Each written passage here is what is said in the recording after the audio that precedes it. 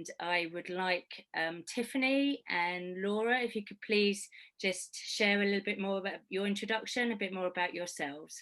Okay. I think I'll go first, as you introduced me first. So, Teresa, thank you so much. It's really wonderful to be here and to see all these lovely faces. I really enjoyed that moment of just checking in with myself then and preparing myself for thinking about how we can possibly inspire such wonderful people that are on the call right now. So, really, really lovely to meet with you all. I am Tiffany Kelly. I'm the co-founder of Roundtable Global as well as Phoenix Rising. I've spent over 20 years working in learning and development, and I've lived and traveled all over the world. I've been to 60 different countries. I've delivered programs in 30 different countries, and I'm really, really passionate about unlocking the potential of human beings. And to do that, I know that we need to create greater balance in everything that we're doing, whether it's in the workplace or in ourselves. And I'm really, really again, passionate about designing and delivering programs that allow people to stop and reflect and to be still and to better understand themselves so that they can bring everything that they are in a really, really beautiful way into everything in their ecosystem. So I've spent my entire life really dedicated to this purpose. I chose not to have children, and that's my mission in life really is to create balance. And as per the title of this talk today, or this webinar today, for me, my big mission in life is about bringing balance into the world through feminine consciousness evolution. I feel like we've been living in a very masculine, patriarchal society for a long time, and we've needed that to get to where we've got to in terms of materials and how we live.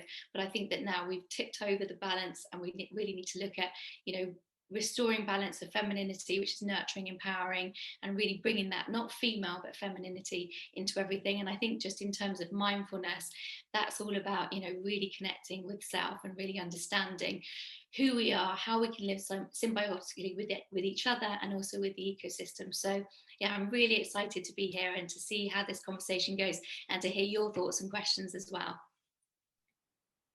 Thanks, Tiffany. Hi, everyone. I'm Laura Westcott, and I'm co-founder of Phoenix Rising. I'm, as Teresa mentioned, a vocal artist, although it's taken me quite a long journey to get to realise that's what I am.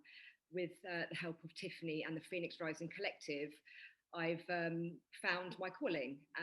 I was an opera singer, but I had panic attacks and anxiety on stage. I found it very difficult to perform with other people watching me. I didn't realise at the time it was because I was performing other people's music, but I didn't know that I was out of flow. So I just decided that I'd stop music altogether. And I trained as a journalist, worked at the Times newspaper for 8 years as a reviewer and a PR manager.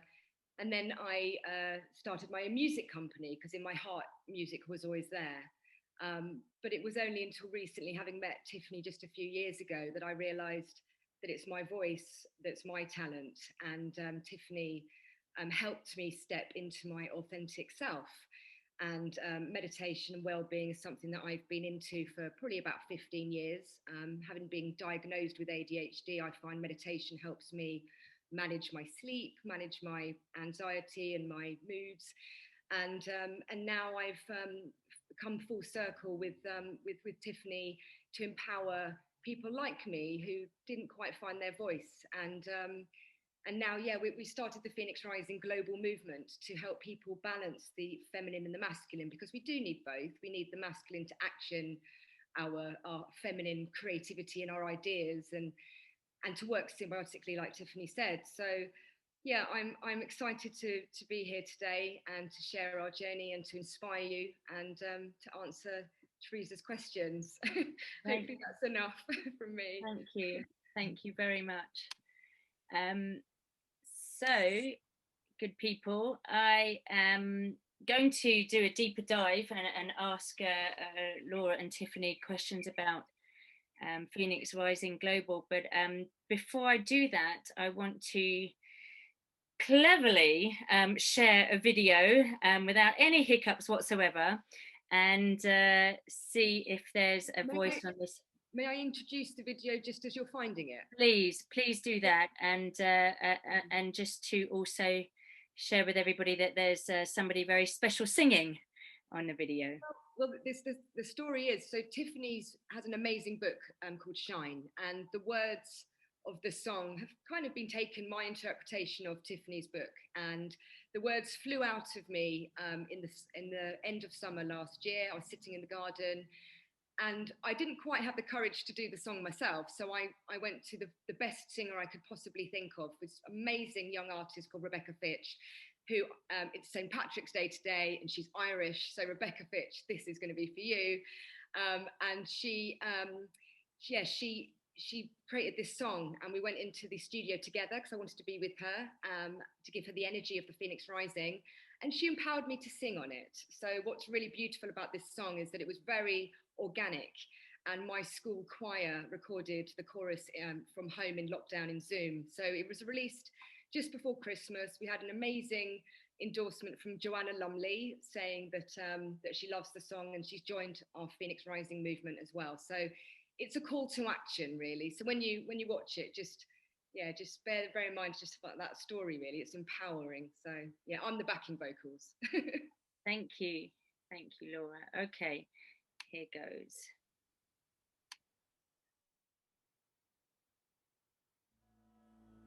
Under skies, can you hear it? Older okay? than the sands of time. I wonder, can you hear my cry for over time? There has been a misaligned symmetry of pure design. Oh, balance. We will rise, we will rise, we will rise, oh, rise. We will rise, we will rise, we will rise, oh, we'll rise. We will rise, we will rise, we will rise, oh, we'll rise. We will rise, we will rise, we will rise, oh, we'll rise. Feel a change in energy as we rise from the ashes, bringing peace and compassion, waking the love inside, liberating the masses. We restore the imbalance, breaking free from the silence, waking the love inside. Our desire to see the people harmonize, 1,000-generation choir, all singing. Time to rise. Can you see the phoenix fly, transcending our divergent ties? Oh, winning. Time to rise, time to rise, time to rise, oh, we shine.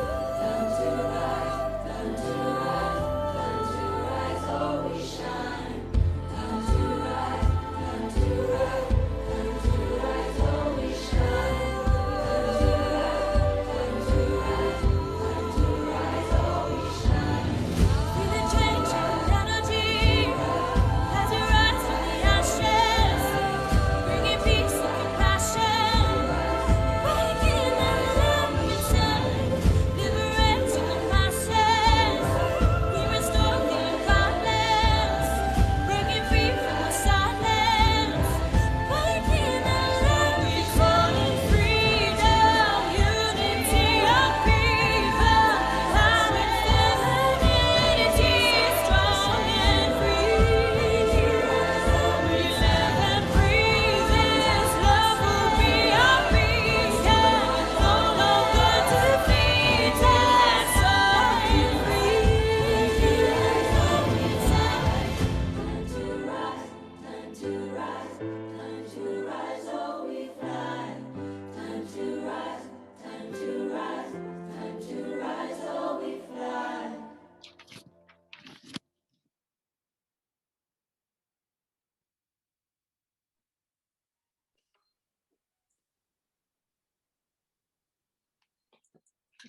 Yes, absolutely. Thank you.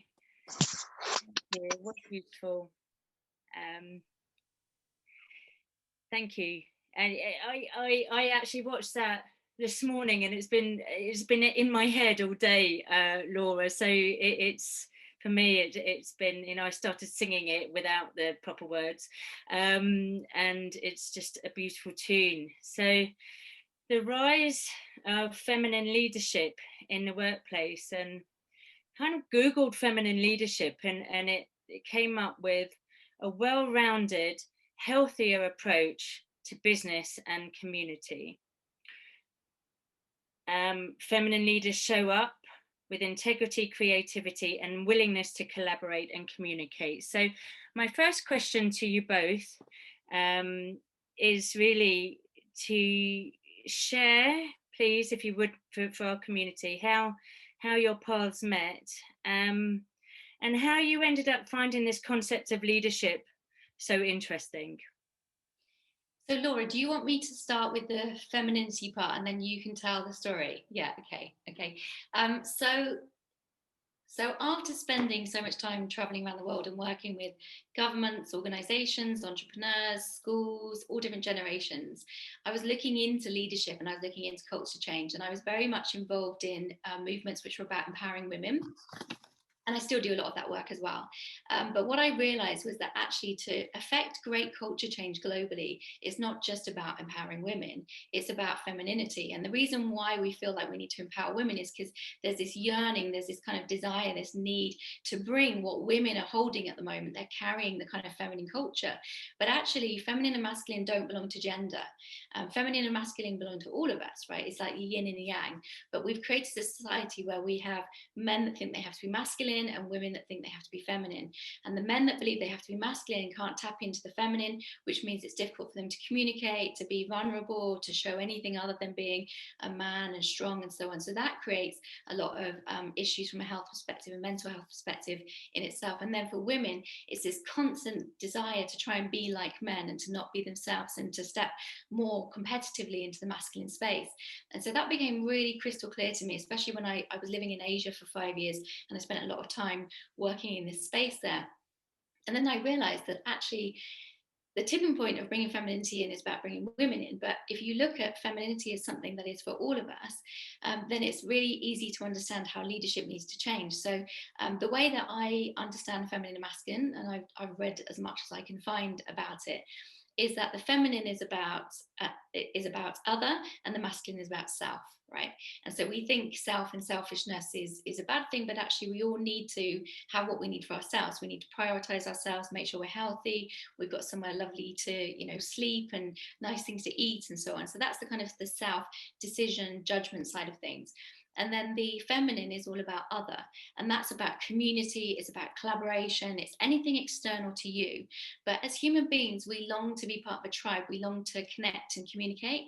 And so if any one of those things is off balance in our leadership ecosystem, then we're making a decision from a point of it not being truly inclusive. So for example, if I'm only making leadership decision making, some policy makings from a masculine perspective, they're going to be very much about my close ecosystem. So not thinking about other countries, not thinking about what we're doing to the planet, etc. And if you only make decisions from the feminine space, then you're not thinking about yourself. So that's why a lot of women, we're very down, we're very low down on our priority list in terms of the, when we're making decisions about ourselves. So it's about having that balance of masculine and feminine. And so, I was looking at all kinds of leadership issues that were happening globally, and I realized that if we could just increase femininity in the workplace, it would be more empowering, more nurturing, more collaborative, more open up to community. And so it's not about that one is better than the other, it's about that we need both of them. And if we could address that for men and women, then we would also be addressing huge amounts of stresses and illnesses in the workplace. The rate of suicide in men is much higher than women, and a lot of that is down to the fact that they find it difficult to communicate. So there's a lack of femininity there. So it's been my, I suppose, personal mission for the last 10 years since I had that realization. It wasn't just about creating a new kind of leadership. It was about looking at leadership from a balanced perspective of feminine and masculine. And so I sort of brought that back to the UK after living in Asia, and knew that I wanted to do more than just working in the women's space, than just empowering women and running programs that help women to step into that. We needed to be inclusive and bring everybody into it, and across 3 generations. So I sort of had an idea bubbling, and then I met Laura. So I think you should pick up now, Laura, because this is kind of your story, really. Thanks, Tiffany. Well, definitely our story, still a continuing story. It's been wonderful meeting Tiffany, because when I, as Teresa introduced me, I'm a campaigner. So having mentioned that I had the anxiety and the panic attacks at the beginning of my music career, the route that I went down was medication, because that was what was offered to me. I went to my doctor at the age of 19. I'm having panic attacks. They said, here's some medication. And I was on medication till I was 30. And then when I decided that I was stable in my career, I was working for the Times newspaper, I had money, I had a home, I had a boyfriend, I had, very secure life in my head. I come off the medication, and suddenly I'm feeling real emotions for the first time since I was a teenager. So I decided that something had to be done about this. So I set up my own initiative, Music for Mental Wealth, which is forward thinking. It's about prevention of the mental health problems in the music industry is what my niche is, but of course it's global. And to just realize that the feelings I felt on stage, as I mentioned, it was because I realized I was out of flow, I was out of alignment with my calling. And when Tiffany bought me a voice recorder for my 40th birthday last year, Tiffany and our friend Kath Hudson, who's just joined, and a couple of others chipped in and bought me a voice recorder, and it meant that I could record at home, comfortable, without having to be on stage or with anybody else. And that's when I found this area of singing, using my spoken and singing voice to create meditations to help people relax. That's really what I'm doing. And so many people are anxious at the moment, especially going back to work, what their future holds. And, I don't even know what my future fully holds yet. And that's why the Phoenix Rising movement is so important, because it's a holistic approach. It's about giving people like me a mentor, a business advisor, guidance, people to bounce ideas from, all of it. And hopefully people don't have to go around the houses as much as I did with my career to find what they enjoy doing. So it's really something that I'm very passionate about. And I still do the campaign work, of course, but Phoenix Rising is something for everybody, as Tiffany mentioned. And if we can reach the younger generation before the conditioning, before, they're pushed into a particular path, that maybe isn't for them, I think we've got a very bright future ahead, quite frankly. Do I keep talking, or Teresa, are you going to start asking me things? Or she looks like she's going to try and... You're on mute, Teresa. I thought so. I thought I wasn't going mad.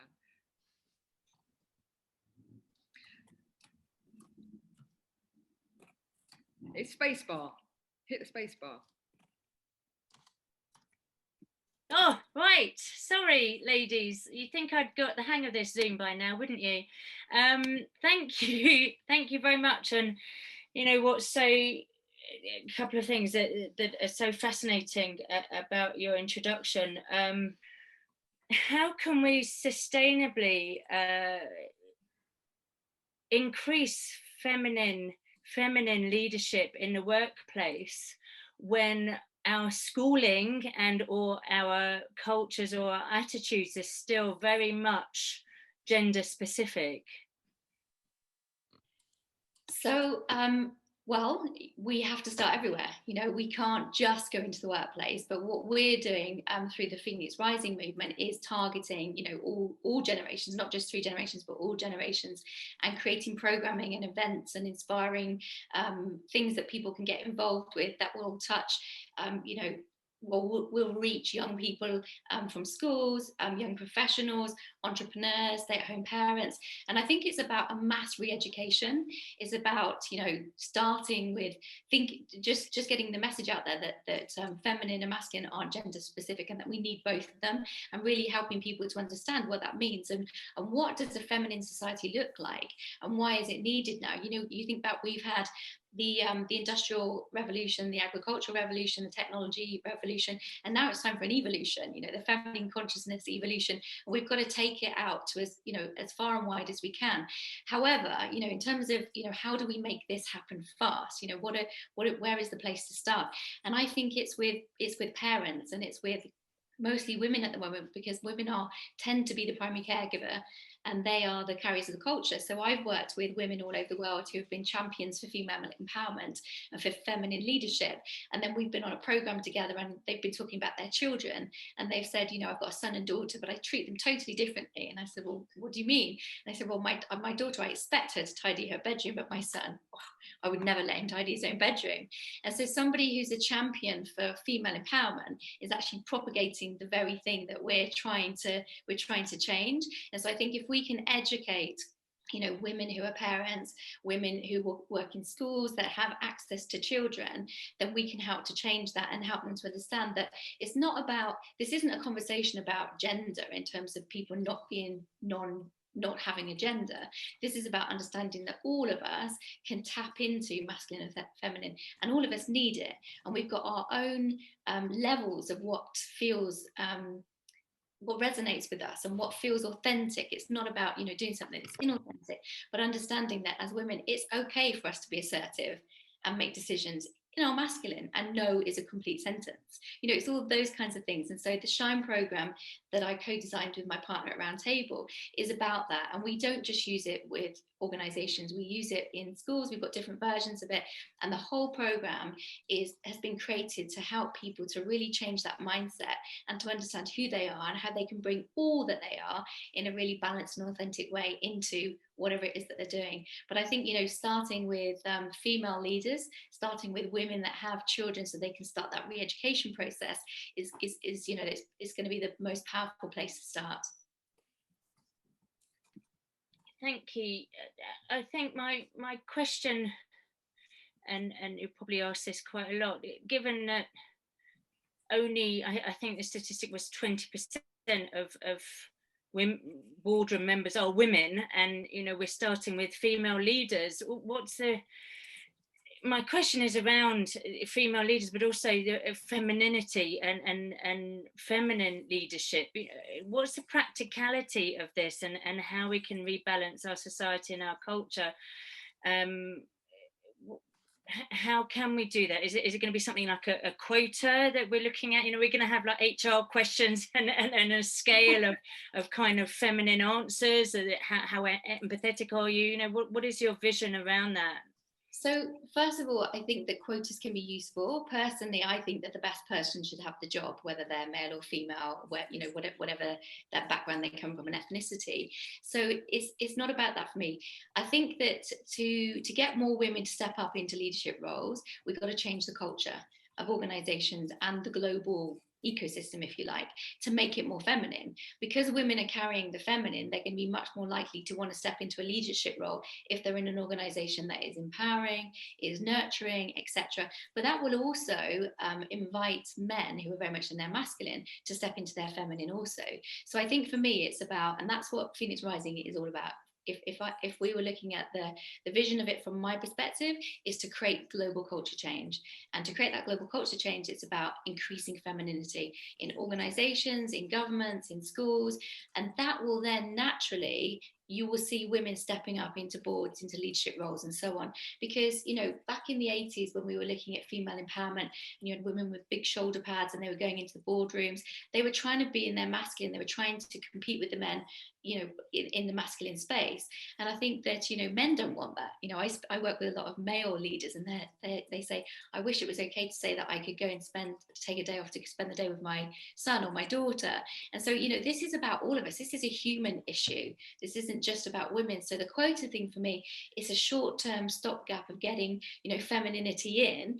But to do that, we've got to create different cultures. And actually, I truly believe that COVID has created some space for that, because already through, you know, being on lockdown, understanding that people can work from home, can flex around their parenting and their homeschooling and so on. I don't think, and I really don't want workplaces to go back to the way they were. And I think that also because people have been stressed and they've been worried and there's been a lot of fear during COVID, I think you'll find that there'll be huge statistical changes in the amount of people that are meditating, doing mindfulness, etc.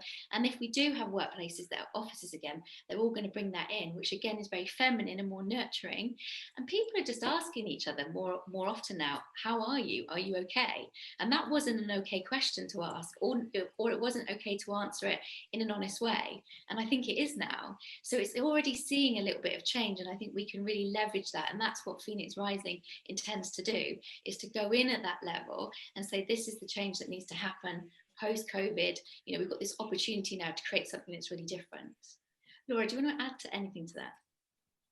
Well, I think what you said, is a complete sentence. We had your fantastic Shine workshop the other day, and one of the participants said that, and it really resonated with everybody on the call, especially Teresa, as you mentioned at the beginning, what happened to Sarah in Clapham Common, which is very near me. So I felt very in that story, and as Tiffany said, it's a human. It's about accepting. It's not about us trying to change who we are to impress the guys, so we fit in with the guys, so we can go shoulder to shoulder with them. It's about accepting and embracing ourselves authentically.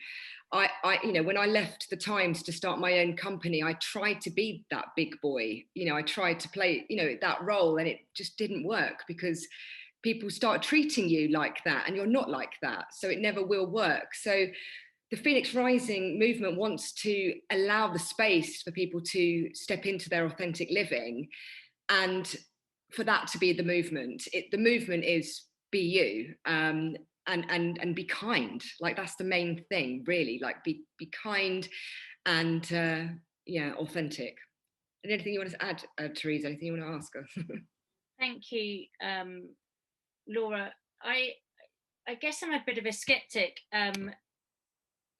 I have worked with female bosses, female managers who are that stereotypical, I must display lots of testosterone so to get on and also to promote myself. And I'm just wondering, just once again, Tiffany, I watched one of your TED Talks, and you said you want, in this lifetime, you want to see this rebalance and this change in this lifetime. And I'm just wondering how we can make this. I totally agree with you about the COVID situation and people resetting. How can we collectively do this? So what I'm experiencing right now from my global network, and just, now I'm not buzzing around the world all the time. I've got more time to connect with people and to, engage and just have chats that aren't necessarily about, building something work-wise or, so what I understand is that there is this real groundswell, this real feeling and energy for people saying, okay, it's been, totally awful for some people, but it's also been a time for us to really think about what we want as humanity. And, we've all been looking at what's happening with the ecosystem. We need to change our, how we're living with the environment. But I think it's also really made us realize how we're living with each other and how important it is for us to be able to connect. And, I haven't seen my sisters for over a year now, which is I've never had that in my life. And I will appreciate them so much when I get to see them. And I think that's going to be the same thing even with our colleagues and our friends. And, it's going to really make us realize our humanity and how fragile it is, that something so tiny can bring us to our knees. And so I think that actually there are millions of people out there right now who are thinking, I want something different, but they don't know what to do and they don't know how to make it different. And, they're sort of dreading jumping back on the hamster wheel and same old. And so, how do we galvanize that? Well, we bring together the people who are already stepping up and already have solutions. And rather than focusing our energy on the things that we don't want, we focus our energy on what we do want. And we just put one foot in front of the other and we make it happen. And I've just experienced in the last year a real groundswell. It's like pushing the snowball over the hill, and all of a sudden you're running, trying to catch up with it. And everyone's like, this is really exciting. And I think, without realizing, Laura and I hit on a zeitgeist with creating Phoenix Rising nearly 2 years ago now, because that is the perfect platform. If you want to connect, if you want to be involved, if you want to bring projects, if you want support, then that's the platform. And we've got, you know, gnarly ambitions, Teresa. I think we already said this to you. We want to reach 1 billion people by 2030, and we're not going to do that in terms of trying to get 1 billion people onto our platform, but we're trying to reach communities of communities of communities, so that, you know, somebody in each of those communities is the spearhead of believing that this change needs to happen, and we tap into them, change their mindset, they go into their communities, and so on and so on. So it's like dropping the pebble in the pond. And so, you know, I'm personally determined, as I said on my TED Talk, to see it in my lifetime. And I do think the time's now. You know, I think that this is the kind of most shocking thing that's happened to humankind everywhere on the planet for, you know, as long as I know of anyway. So yeah, so it's just about not looking at it as this is such a huge problem, it's never going to change, we can't tackle it. It's just saying this is a huge problem, let's just go for it, and let's just see what happens. And I really believe in that momentum and that energy. Thank you, Tiffany. I feel like I'm now kind of one of many pushing that snowball up the hill, and just feeling your energy and your passion, and it's really exciting. I've just got a couple more questions for me for now, and then I really would like to take the time to open up questions to the floor, because I know our community to be bustling with questions, and what a great place, another place to drop that pebble in here, with the workplace community, with the amazing people on the call here tonight. So one of my questions was, and you have touched all this on this already, and I know it's not about feminine and masculine, it's about femininity and masculinity, but the gender labeling of leadership, I'm just wondering, you know, you've attributed them to qualities of leadership, but in our gender diverse world, how is this femininity of leadership, how does it fit? So do you want me to start, Laura? And then if you want to, yeah, okay. Because I suppose this is my space in terms of working with people in the workplace. So, people do label. So we're on the Shine program, but there's this whole session that I do, which is around feminine and masculine. And I ask them in groups before I tell them anything else to go and discuss, what does feminine and masculine mean to you?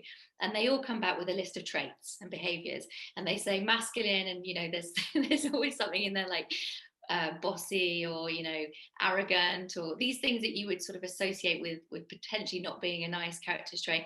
And then the women's ones are all, and what they've actually done is they've gone away and they've discussed how they perceive the stereotype, the gender of women and the gender of male, and it's not that. So all of the feminine things that you can think of that are around empowerment and nurturing and so on, they belong to all of us. All of us can be empowering, all of us can be nurturing, and all of the things that belong to the masculine, if you like, masculine energies, belong to us also. So they are things like making decisions, looking at things from a judgment perspective in terms of this needs to happen now, and we need both of those. So every workplace needs to be open and collaborative and communicating and bringing the community in and so on, but eventually someone's got to make a decision, right? Because otherwise it's just a discussion that goes on and on.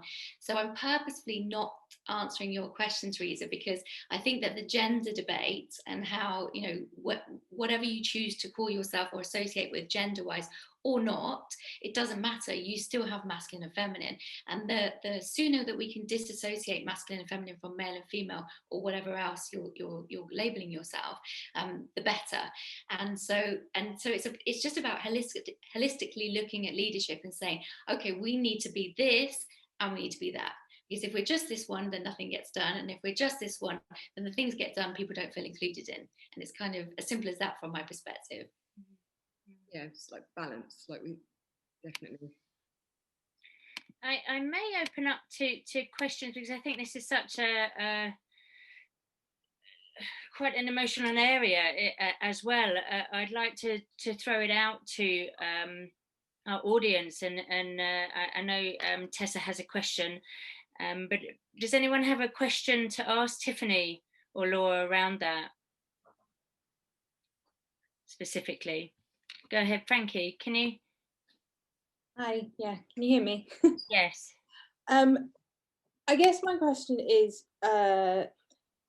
So during COVID, what I have seen, and my background, I work in emergency medicine, so I see things coming in all the time, all kinds of stuff, COVID related and not.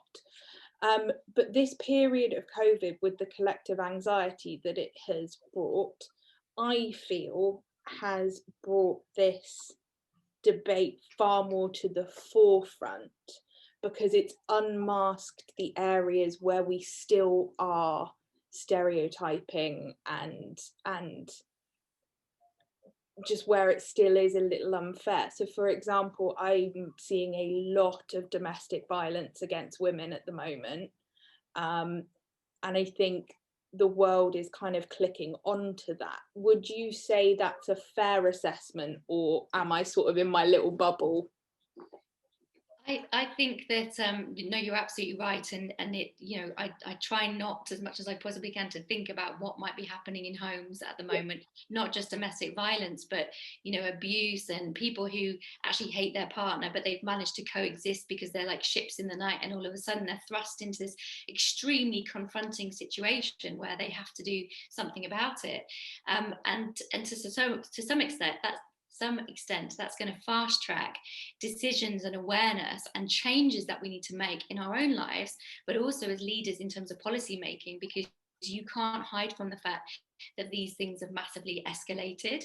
And I think there's going to be so many stories that come out of it that it's going to, you know, it's as soon as the public gets behind something, then policy starts to change. So again, you know, there's a lot to be, you know, worried about in terms of what's been happening with coronavirus, but there's also some things I think with benefit of hindsight we're going to look back and go, that changed because of this. You know, it's been a deeply confronting time on so many levels, and you know, I can't imagine what you've been experiencing, Frankie. I expect it's been pretty awful.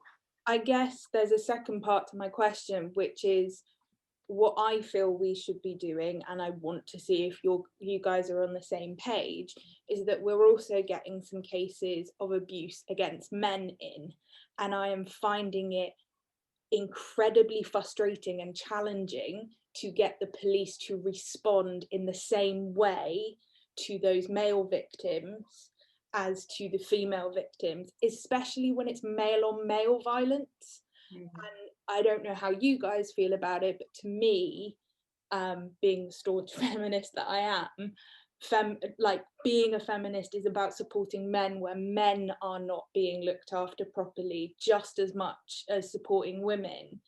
And I think an organization like this that is promoting for both really needs to channel in to supporting men where men are being let down, because I think that's something that a lot of male activists use against the feminist and female community, because they feel that it is unfair. Would you agree?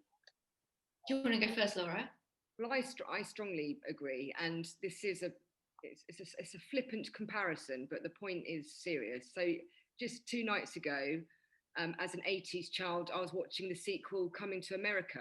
Now, there's a slight spoiler here, but the plot line is that Eddie Murphy gets raped, and that's not okay. And I was thinking, if that's a woman character, you know, we're making it normal for it to treat men one way and women another. Like, the whole joke is that Eddie Murphy had a kid he didn't know about because he'd been raped. Now, that's not cool, but that's a new film out now on Netflix, #1 in the world. And I'm like, that's not cool. So I had to just share that because I feel very passionately about what you're saying, and something has to be done. And this is all going to be, you know, tying into our Phoenix Rising movement for the balance, because there's no balance. Yeah, so I think, you know, just sort of jumping in there and going to the root cause and the solution. So that's always my way, is totally. And I think that everything should be in balance, and it's going back to the fact that we're making men be masculine and women be feminine, right? So as soon as we can create that balance of feminine and masculine for everybody, then all of a sudden it won't feel okay. Because when men are in their feminine and they're watching somebody else who's a man being hurt, or they're saying things that are hurtful to them, if they're in their feminine and they've been taught that they're allowed to show that they care and not have a thick skin and so on, then these things will stop to happen. And so for me, everything that we're talking about is the root cause, but it's also the solution, right? Because it's the feminine and masculine being male and female is divisive. you get the feminine and masculine together and you say this belongs to humans and to every single one of us, and then mindset change. As soon as mindset change, perception changes, and then our behaviors change. So you would see that drop as well. But I totally agree with you, and we're very, very clear with everything that we're doing in all our communications that this isn't just for women, this is for men as well. And as I said before, I've worked with men who are really struggling because they can't pick up the phone to their girlfriends and say, I've had a really rubbish day today. They just don't feel that they can, because they don't do that. And so I want to create a global society where everyone can and anyone can, and anybody can say, I need help today, or no, I'm not okay, or that's what I wish for us. And you're absolutely right. I worked with a media company a while ago, and particularly in advertising and media, there was a rise, a real rise as a pre-COVID of younger men with anxiety and suicidal attempts. So it's great to know that Phoenix Rising Global is there for both men and women, although I suspect in the first instance the what you're offering is predominantly for women. Would that be a correct assumption or not? No, definitely not. And I can totally understand why that's where the assumption goes. I mean, we will definitely be doing specific things for, different pots of society, I suppose. But we definitely don't want to do anything that excludes men, because it just propagates everything that we're working on. So, whatever we're creating, whether it's programs or podcasts or whatever it is, it might be that it appeals to women more quickly because they're in their feminine and they get it. But we're certainly not saying that anything is exclusively for women. I think that's tremendously important. And even though the two of us who are founded the company are feminine women, we have an advisory board that has a balance of men and women, and we're constantly going and speaking to them and making sure that our language is relevant and that it has resonance for both genders, because we really, really want to make sure that that's the case, and that this doesn't become another movement that excludes part of society. It's time for us to unify. It's time for us to do something that is for everybody. Thank you for clarifying that, Tiffany. Tessa, you have a question. Would you like to unmute yourself and ask your question? I would. Thank you very much, Teresa. Thank you, Tiffany and Laura. That's been fascinating, and it just makes total sense to me. I think it's got to be this joined up approach, because the reality is we can't do it without men. That we've tried, haven't we? And it doesn't work. So and it's just the right thing to do. I work in leadership and team development, and I do a lot of work around psychological safety. So I'm just really interested in any thoughts about how that links in, because what I've seen over the last year is a real rise in interest of people, men and women, really embracing this idea that unless everyone can be, unless everyone can turn up and not be worried about being humiliated or punished for their ideas or their views, then we can't be our best. And that does seem to be getting sort of traction. So I'm just interested in your thoughts and how that might all fit together. So I think just from a learning and development perspective, obviously being a fellow trainer in that space, I think for me, that's the femininity, right? That's the feminine culture. We've created a culture of working that was based on creating soldiers that could go out to war, 9 till 5, do what you're told to do, turn up at the right time, all of that kind of stuff. And I think that has dramatically changed over the last, however many years. But I think that, in terms of psychological safety, we can focus on that definitely as kind of a preemptive thinking about, if this does happen, then this is what we need to do. And then we can also focus on, and this is very much the Phoenix Rising philosophy in space, is how do we create cultures where we don't need psychological safety, where it is so empowering and it is so nurturing and it is so open to collaboration and communication that people aren't worried about what they say. And so, one of the biggest fears we have is the fear of judgment. And that mostly comes from a fear of judgment of self, right? So we go out and we project those judgments onto other people. And that's because we're constantly worried that we're not being the person that we think everybody else wants us to be. So part of it for me and part of the programs is about getting everybody to understand that everyone's the same. Everyone's got self-limiting beliefs. Everybody comes in loaded with stuff and loaded with judgments and loaded with concerns and fears and worries. And so it's about releasing from those, stripping them back, seeing where they come from, where the perception comes from. And that's why working with leaders is really important, because if you can help them to create those kinds of cultures where they ask those questions and they also have the skills to be able to coach people out of the space of fear and self-limiting beliefs and so on and move into a space of, okay, I'm going to put this forward because I believe in myself. And that's essentially it. Most people's self-limiting beliefs boil down to, whether they're fears or phobias or whatever, I don't believe in myself enough. And so it's about creating cultures where people do that. And then psychological safety won't be needed anymore. Not to do you out for jobs, Tessa, because I'm sure you can come and do some stuff with us as well. But, we won't need it if we change the cultures rather than focusing on, fixing the problem that's been created. I want to add to that, because one of the things that we haven't mentioned yet, Tiffany, is about our time bank, functionality. One of the reasons Tiffany and I, collaborated with the Phoenix Rising movement is because I felt like a failure because I didn't have any money, and money's power. And one of our ambitions is to reimagine how that would look, and this skill sharing concept within Phoenix Rising. I help you, you help me. No money exchanges hands in that. So when you think about the leaders, and a lot of it is follow the money, isn't it? So we feel that having this time bank skill sharing community is a really good way forward, quite frankly. I can see Teresa nodding your head. Do you want to say? Yeah, no, I'm nodding because it's just it makes sense, and yeah, I wish we could. Well, I'm going to throw it out there to the community. How can we help, Laura and Tiffany? How can we help this rise in feminine leadership? And I'd like to throw that open to you all.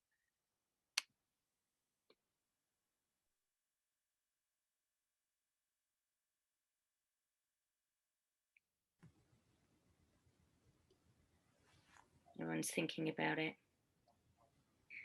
Emily, please. Hi. I've been a member of Phoenix Rising now for about 2 years, just under 2 years. And my life's changed beyond recognition in that time, because I've become so empowered to recognize that my ideas and the things that I truly believe in.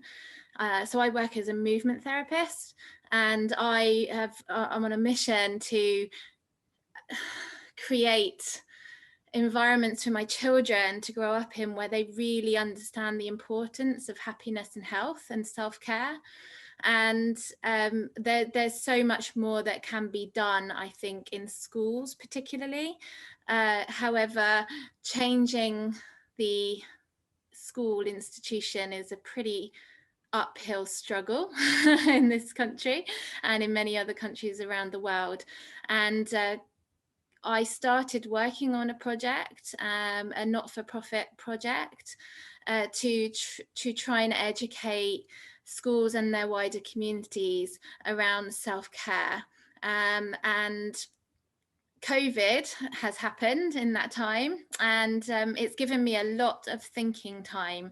And just like many other people around the world, I have started to do a lot more self-care for myself, including meditation, mindful movement, and helping people who are now working from home to understand ways that they can look after themselves whilst working at home, to understand that their body needs to move because people are becoming more and more sedentary. And one thing that has really empowered me as a mother, as an entrepreneur, and working with Phoenix Rising, is that self-perception. So the self-perception that, like, I'm just little old me, you know, what can I do in the world? How can I, what, no one's going to care about what I think or what I say.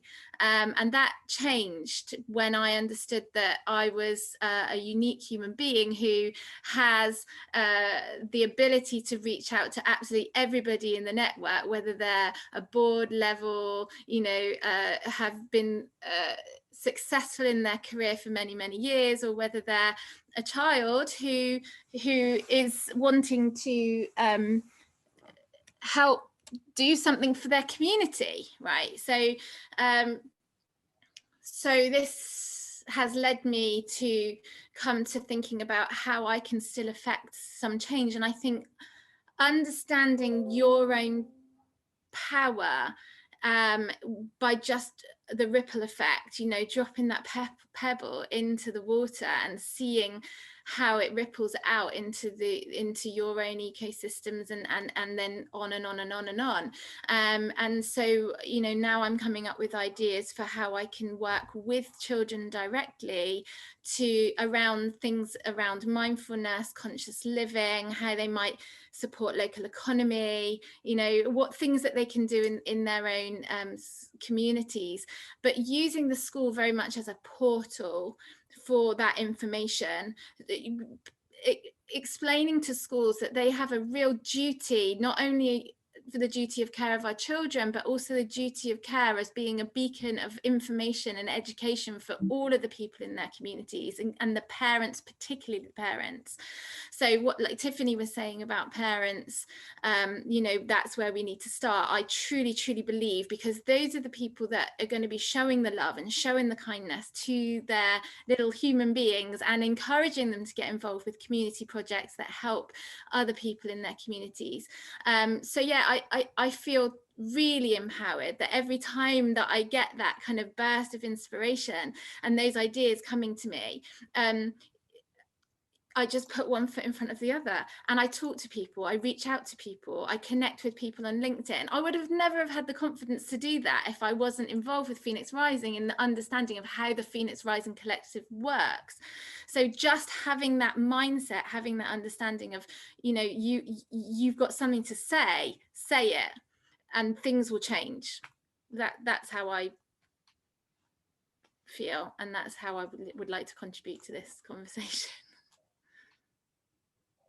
It's amazing. Thank you so much, Emily, for sharing and for having the courage to share. And I think courage is at the bottom of this as well, or an element of how we put that one step in front of the other is having that courage to speak out and to know that it does make a difference. You're saying, you know, little me, how can I make a difference? So the little me, and we collectively collaborate, and we're all together, we become a very big me with a very big voice. And that's important, Teresa, the collective energy and focusing on the things that are important and what we want to happen. As soon as you start connecting people together, and that's another thing that COVID's done, right? So I've been on webinars with people in South Africa, I've been on webinars with people in the Caribbean, you know, like I just see like this invitation to join an event or an awards or whatever, and I'm just there, and I'm like, yeah, take that opportunity, go. And you are connecting with people who you could possibly do amazing things with in the world. And yeah, this kind of platform has really opened up opportunities for us all to collectively bring our energies together. Thank you, Emily. I do have a question, Laura and Tiffany, and it is around that connectedness and that collaboration that Emily is speaking about. From a neuroscience perspective, and when men get stressed, they produce more testosterone. When women get stressed, then we also produce testosterone, but not in the same amounts. And obviously we produce a lot more estrogen, which can form oxytocin, which is the bonding hormone. So we are naturally we naturally lean towards collaboration, whereas historically and under stress, as it's shown, testosterone can lean towards more competition and or aggression. And I'd just like you to perhaps comment on that. Okay, so I'm definitely not in that field. So please take everything that I'm saying with it's from a place of just researching what I know is out there. And so, we are, men and women are biologically different. There's no getting away from that. However, there is a thing called epigenetics, and epigenetics says that we aren't just a product of our genetics, we're also a product of our environment. And so because we can't go in and physically change somebody genetically, if we change the environment, then as individuals we can change our genetics. And so again, going back to what's the solution for this, well, if we bring men up in a more feminine, nurturing, empowered way, then will their stress response be the same? We just don't know that yet, right? But epigenetics suggests that it might be able to be different. It might be able to be more feminine. And so I think, again, for me, it goes back to the point of, rather than looking at the stress response and what that then creates, it's like, first of all, how can we stop the stress response from happening? So how do we create something that feels good for everybody? And then secondly, let's be really open-minded about the science of epigenetics, which says that change the environment and you can change your genetics. And for me, again, it's always going back to the root cause and then solution-driven mindset. And I think if we change those things, we'll see an evolution in how human beings are, in terms of how men and women are. We're so different, so divided right now, because we're not only a sweeping statement, but we're mostly in our masculine, we're mostly in our feminine. And that creates differences in terms of behaviors and reactions and so on. I'm so looking forward to seeing new generations grow up in much more balanced environments, and seeing if they are like that, because we don't know. All we know is what we've experienced to date. And thank you, because that has segued very nicely into a question that I have about, and how do we, as a mindful workplace community, how does this link with mindfulness?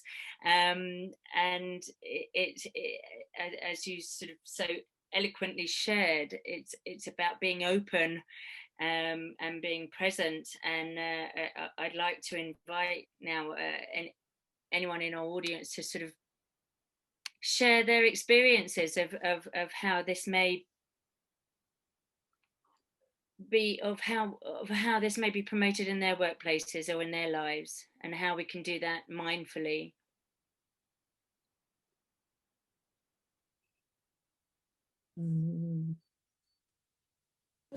I guess for me it's about recognizing the sort of soundtrack that accompanies our lives, that sort of chatter in the mind, that is often so unhelpful and is influencing us in all kinds of different ways, but we're often just not aware of it. And I think that for me is where the real power of mindfulness comes, is to really shine a spotlight on that chatter. And yes, it comes from our background and our beliefs and all the rest of it. We can't necessarily change all of that, but we can start to relate to it differently, so that it's just kind of the white noise almost. It's like a radio on in the background of, yeah, you can't do that, you're not good enough, or what are they thinking? We can have it there in the background, but not take it to heart. And so we decouple the thoughts with the actions that we take. And certainly the mindfulness training I've been doing with people, that what really seems to help them is that, comes back to, do you remember the old sort of 90s L'Oreal advert, because I'm worth it. and really they leave with that sense, no, I am worth it. And yes, I still maybe have those thoughts and that soundtrack saying I'm not, but I can hold them a little bit more lightly, give those thoughts a bit of space, and choose what I do next, rather than find I'm ending up doing something. Teresa, can I just respond to that quickly, to Annika's point there? So so one of the things that we practice on the programs is 100% listening, right? So we all think that we're really good listeners, and that means that, you know, we're paying attention to when people are talking to us. But actually, for us, 100% listening is about listening to ourselves in terms of the chatter, the thoughts that you're talking about, but also the language that we're speaking with, because the language tells us so much about what we believe about ourselves, so our beliefs and our perceptions. And sometimes we don't even realize what we're saying, and we say things like, oh, I'll never be able to do that, or I always do this, or, and they create belief systems, and they cement those belief systems into self-fulfilling prophecies. So what we believe, we create as a reality. And you said that we can't necessarily change our perceptions or our beliefs. I fundamentally believe that we can, actually, and it's by listening to our environments, listening to our language, listening to the chatter in our heads, and then asking ourselves the question, I wonder why I think that, and then understanding what has created the belief system in the first place. And as soon as you understand it, then they say you can't change the past, but you can change your perception of the past. So you understand what created the belief system in the first place, and you go, oh, I get that now, but I don't believe that anymore. And then all of a sudden, because beliefs are energy, right? And energy can change just like that. So it changes, and then all of a sudden you don't feel the same way. And then the voice changes, how you're speaking changes. So I think you're totally right in the sense that it starts with awareness and listening, and just, you know, really, really giving yourself time and space to examine that. But then also asking yourself the question, why and where does it come from? And what do I need to do to change it? Thank you, Tiffany. Emily, I see your hand up, and Susan. Emily, would you like to go first? I just wanted to quickly add to that, with the work that I've been doing with corporations and small businesses, large companies, teams within large companies, there's a lot more, especially now during lockdown when everybody's at home and they're quite disconnected from each other. There's a want for people to provide more well-being activities for their teams, and a lot of that is starting around mindfulness and movement and being more kind to yourself. And I think that coming back to your point around hormones, I mean, this is something that I talk about in my school program, in the education pieces that I've put together for the school program, because when we think about our human body, we often don't really understand what it's comprised of. And I get this all the time working as a movement therapist. You know, I'm giving people information about their human body and what it's made up of, and people aren't really thinking about their hormones or their digestive system or their lymphatics or their immune system, and it's all so interconnected that there is no separation of all of those things. And I work very much with connective tissue, and I work with breath. And I think that to give some very simple breathing exercises to these communities in workplaces, and to get everybody to do that together, just by changing your breath, you change yourself at a physiological level.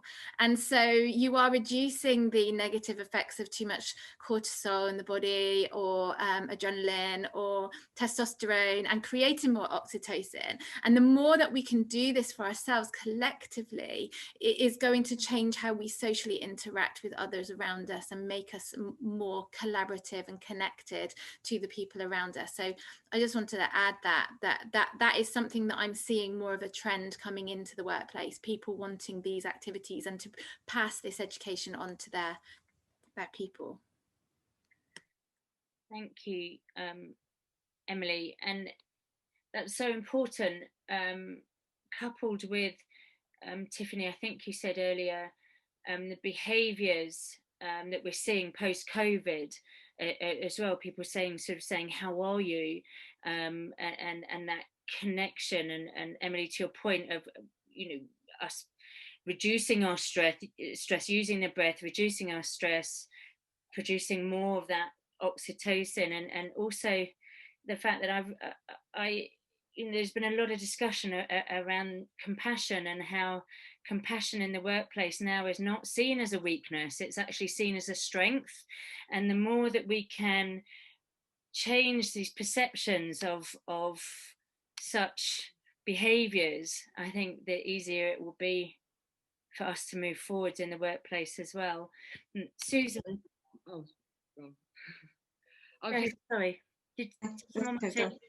Well, I was only just going to add that obviously the social media campaigns at the moment around Sarah Everett and the men speaking forward about how to make women feel safer. I don't know if you've seen, it's been a very good reaction from men. And today, this morning, Ronan Kemp did a piece about his friend on the radio station killed himself last year, and he's now speaking openly. He's done a documentary about it. I feel that what I'm trying to say is now men are stepping into this and they are taking responsibility and they are trying to do something. So I think now is a good time for us to jump on that momentum, because it's now. And there are some men on Instagram at the moment that are crying to camera saying, I want to cry, this is how I feel. And it's not been done before. So I'm encouraged by the direction that we're going.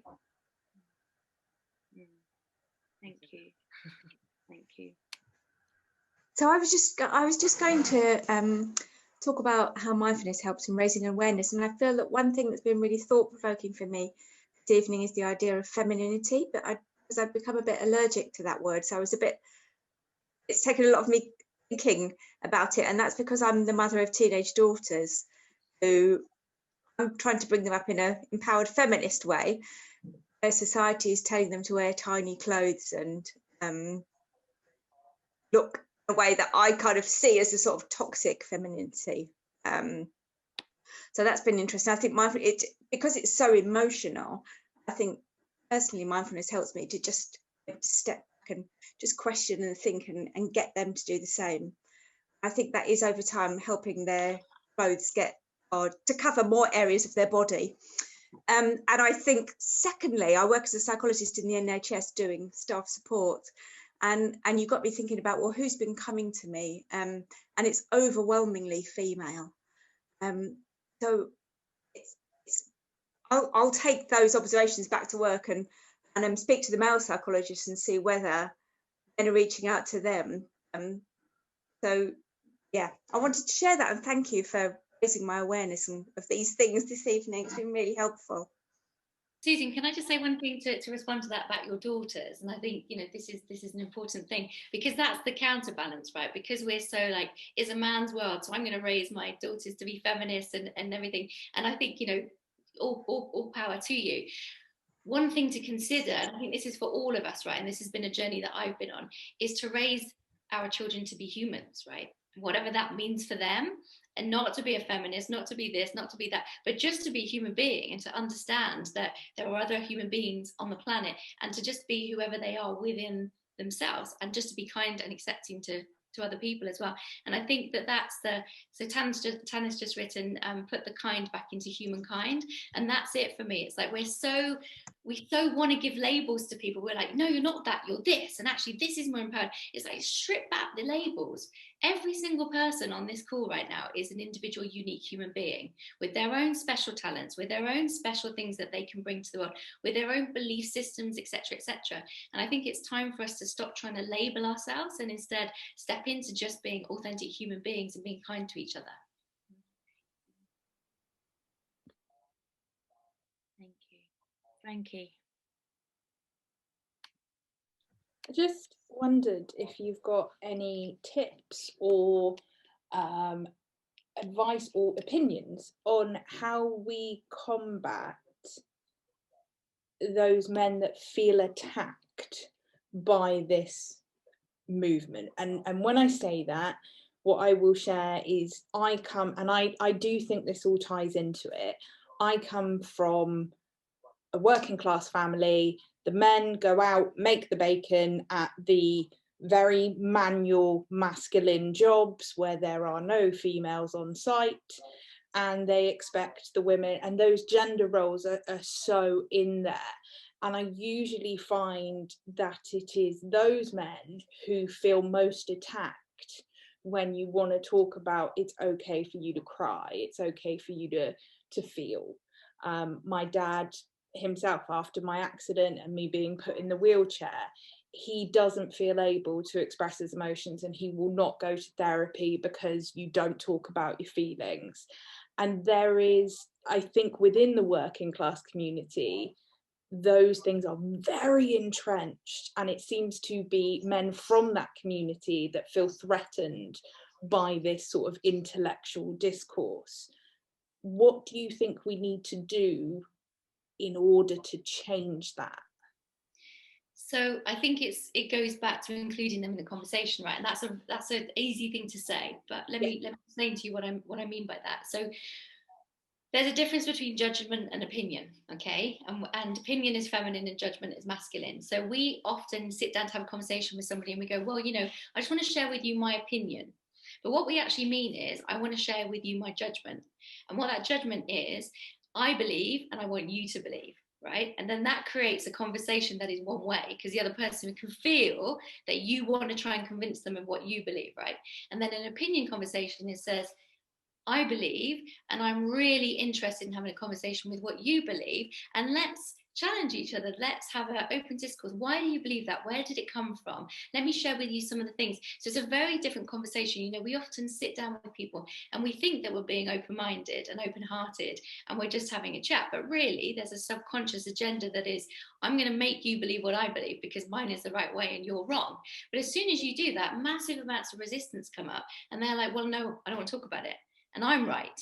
And then it just turns into one of those. So what I've really understood in terms of how do you bring everyone on the journey, and we work with all types of people, and some of the countries that I've worked in are so masculine and so male orientated, and I just gently get them involved in the conversation, and I don't react defensively to things that they say that I think are sexist or, you know, aren't in alignment with my views. I go, okay, cool, well, why do you think that? Where does it come from?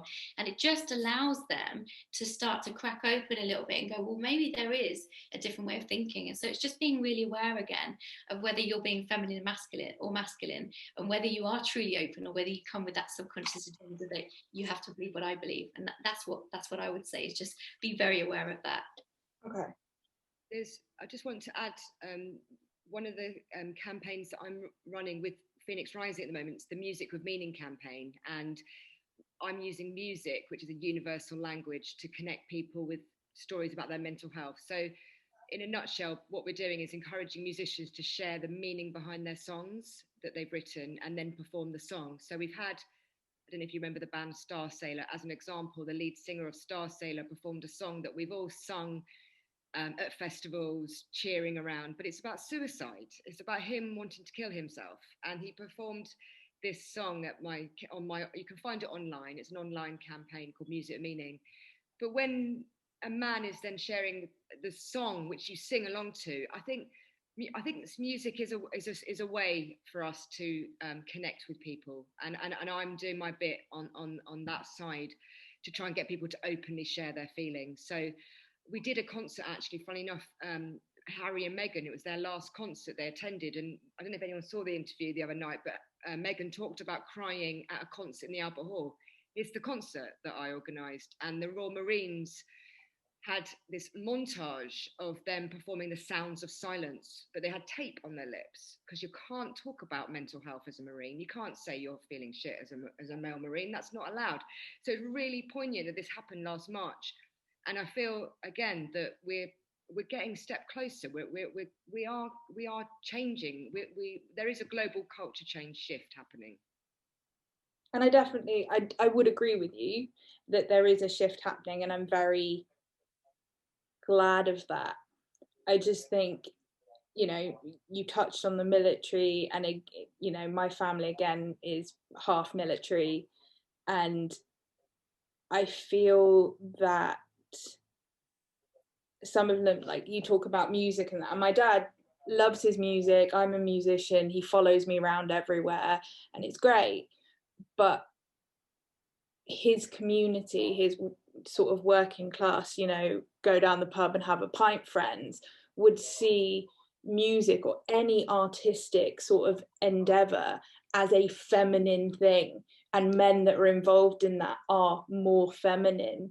And I'm not saying that I agree with that, I obviously don't, but it's those sort of stereotypical opinions that I feel keep people grounded in this male versus female sort of thing. And I don't know how we open it up to the blokey men, the I'm down the pub having a pint and, you know, chatting about someone's tits. I don't know, you know what I mean? Yeah. Like, I hung around with them before I came to uni, the whole biker group, and there were sexist comments all the time. And I, very much like you, Tiffany, I will let things slide, because I'm like, this is not the time to have that conversation, or if I have this conversation, it's going to get defensive. And so, you know, I play my cards very carefully, and me and my dad have one-on-one chats about it instead. But I don't see how we target that little stubborn community. So I think that on that, Frankie, again, you know, let's have an open mind, right? Let's assume that people being on lockdown for as long as they've been on lockdown has created some kind of change in mindset. You know, there'll be blokes out there who miss their mates, really miss their mates. Whether they say it or not doesn't really matter, because that mental shift is there, that it's like, I just can't wait. And we'll see tears from bikers and all kinds of people when they get to hug their mates again. So I think that, you know, that was the old paradigm. Let's just collectively assume that there's now going to be a new one, and that every single person in this new paradigm has the opportunity to change. They might not, but they might do. But the moment that we are locked in the assumption that they can't change and that they're going to go back to being exactly the same again, that will be so, because our beliefs create our reality. So I would say to you, Frankie, you know, it sounds like you've got quite a character for a father. It's just, you know, strip away the label of all of those things and just see him as a human being, and just don't assume that that's how it's going to be from here on in, because it might well be different. The funniest thing is he's actually the most feminine, soft as type person ever, covered in tattoos and a biker. Like, he, having me as a daughter, like he's cried to me many times. He doesn't see the shame in crying. That's him, but it's the community that he's in that I was more sort of gearing it towards than my dad in particular. And maybe they've changed too, right? So that's the whole thing, is like, I'm stepping into 2021 just assuming that everyone's different. And they might not be, but I'd rather be in the mindset that they might be than not be, because then I'm going to be different towards them. Because what we don't realize is that we've all got unconscious biases, and we step into these situations expecting something to happen. And when it doesn't, we poke the bear until it does. And then we go, oh, I knew that was going to happen, or I knew they were always like that, right? So instead, it's like being really aware and going, I'm going to meet everybody for the first time again, because we've all been through a hell of a lot in the last year, and that's changing, that's transformational, it's confronting. And so I would say, you know, when you go back out into that community, meet them as if they're all soft, soppy, you know, people who want to give you a hug and cry their eyes out, because you just don't know. That's the thing. And it's the assumptions that lock us into those patterns of belief, and then self-fulfilling prophecies emerge. Okay, I love that. And I'm so looking forward to being able to hug people when we can.